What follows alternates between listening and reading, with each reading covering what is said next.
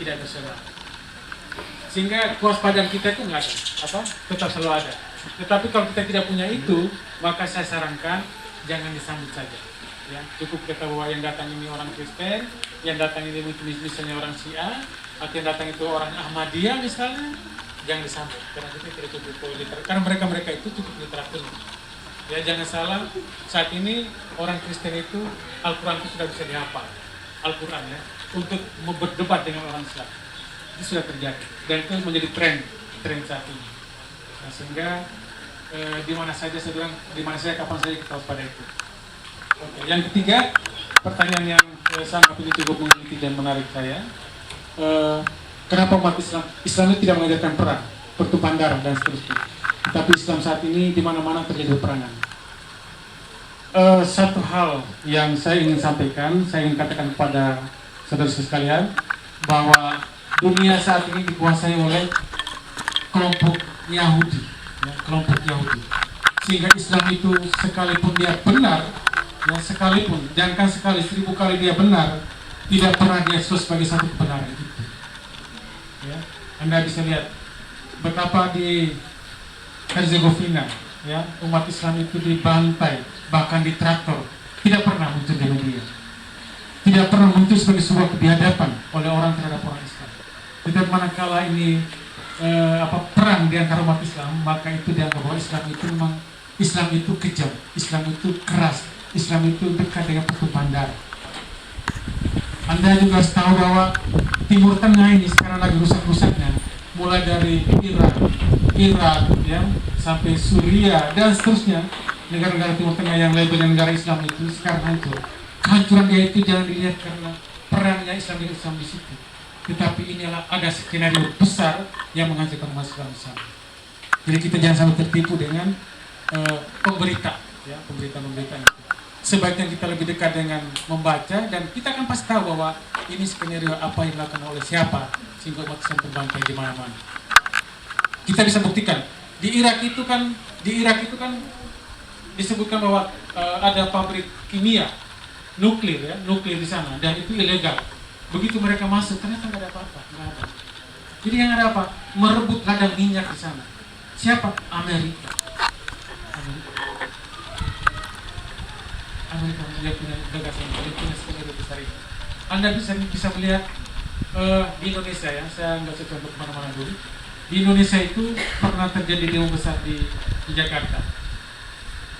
Diprakasai oleh ada Habib Rizik, ada beberapa tokoh Islam, dan ada satu orang itu tidak dikenal, tiba-tiba datang dan dia keras sekali, dia keras sekali, menjadi komentator, dan keras sekali dia tabrak polisi, dia tabrak siapa saja di depan itu.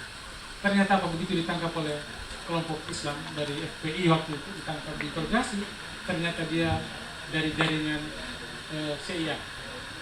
Jadi CIA itu menggunakan orang-orang, sampai orang kita sendiri itu digunakan untuk merusak orang kita sendiri. Jadi itu terjadi. Ini bukan cerita kosong, ya, dan trennya seperti itu. Jadi jangan kita melihat bahwa perang saat ini di Suriah misalnya, atau gerakan-gerakan ISIS yang begitu radikalnya, itu jangan kita lihat bahwa gerakan ISIS yang merusak Islam. Kita bisa jadi di balik ISIS itu ada Yahudi, ada Nasrani, ada orang-orang yang benci dengan Islam. Bisa jadi seperti itu, karena satu hal yang saya tegaskan tadi bahwa kalau Syiah itu dipastikan bahwa kelompok Yahudi yang disusupkan seakan-akan dia Islam, sehingga di mana-mana kelompok Islam itu menolak Syiah itu menjadi Islam. Syiah itu kalau bisa dia Syiah saja, jangan dia berlabelkan Islam, keluar dari Islam saja, karena dia bukan Islam. Seperti itu kan gerakan dia, berlaku dia itu berlaku Yahudi. Tidak ada manusia yang beribadah menyakiti ibadah sendiri. Allah sudah menciptakan kita dengan sempurna, kemudian kita menyakiti kita, tidak ada. Itu hanya dongeng aja, hanya dongeng saja. Saya kira itu, jadi kita tidak tertipu, tidak terbuai dengan statement atau informasi-informasi yang terpublish sampai hari ini, yang kesannya tuh membuat kita jadi benci. Saya saja kalau memang ketika melihat sekilas itu ada kebencian kita, misalnya terjadi bom dengan teroris yang di Jakarta, nah kita nggak tahu, kita juga bisa jadi korbannya. Pada saat kita bisa di mall ada bom, yang diletakkan orang Islam sendiri, kita jadi korbannya juga. Nah itu kebencian muncul juga di situ. Tetapi kita tidak melihat dari sisi itu saja. Mesti ini kebencian dia terhadap gerakan-gerakan yang menzolimi umat Islam di belahan dunia lainnya, sehingga membuat umat Islam itu menjadi marah. Dan kemarahan itu sayangnya diekspresikan dengan di tempat yang salah, sama dengan tempat yang salah. Saya kalau ditanya, bahkan saya pernah berhubungan bertelepon dengan yang namanya Amrozi, almarhum, ya segala macam almarhum. Saya pernah bertelepon dan saya katakan bahwa gerakan itu gerakan salah. Karena ketika itu terjadi, banyak umat Islam menjadi korban. Banyak jadi korban. Dan kita tidak terima itu. Ya, seperti itu. Bayang-bayang saya buat adik-adik, buat rekan-rekan sekalian, sehingga kewaspadaan kita itu jangan karena di sini saja, tapi di mana saja, kapan saja, lebih-lebih pada kaum hawa, ya. Kaum hawa ini gampang, sangat gampang menjadi korban, cepat terbuai. Jadi setidaknya untuk membentengi diri itu adalah pertama memiliki keimanan yang kuat. Keimanan kuat itu mestinya dikuatkan juga dengan pengetahuan, ya, pengetahuan agama yang padat. Sehingga ketika ada orang datang berbicara apapun, mesti ada perdebatan-perdebatan yang memang itu menjadi hal yang rasional, yang tidak rasional menjadi rasional. Jadi kita tidak lagi menjadi kelompok yang penurut, ya, yang seperti kebanyakan ibu-ibu yang dengan gampang. Saya sangat sedih sekali ketika saya ditelepon oleh seorang pendeta yang mengatakan bahwa mampuslah orang Islam, ya, bahasanya mampuslah orang Islam. 1 tahun itu di Samarinda saja, ini Samarinda bukan Kaltim. Samarinda saja itu terjadi pemurtatan, ya, pemurtatan itu sampai 1000 orang, dan itu mahasiswa dan mahasiswa di Samarinda. Jadi umur banyak kampus, saya nggak tahu di klinik, ya, klinik ini seperti apa. Mudah-mudahan tidak ada, tapi kalau ada saya sedih sekali. Dan biasanya yang pemurtatan itu dilakukan di Lembuswana, ada gereja di Lembuswana, itu tempat pemurtatan yang dilakukan oleh kelompok Nasrani terhadap orang Islam. Dan banyak sekali. Ini informasi sangat penting juga, waspada buat saudara sekalian, rekan-rekan semuanya, sehingga waspada.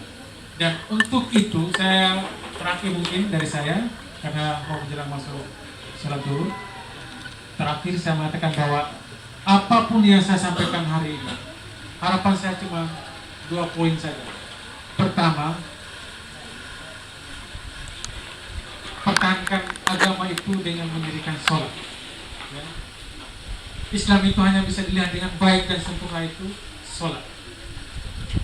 As-salatu imaduddin, faman aqamaha faqad hadamadin, waman tarakaha faqad hadamadin.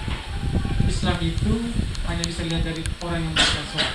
Kalau kita tidak mendirikan sholat, maka kita sendiri yang meruntuhkan agama itu sendiri, ya, pesan saya. Yang kedua yang saya minta dengan saudara sekalian, saat ini selaku mahasiswa, manfaatkan waktu itu dengan banyak membaca, ya, banyak membaca. Insya Allah suatu saat nanti membaca itu akan menghantarkan Anda menjadi orang sukses, akan mempermudah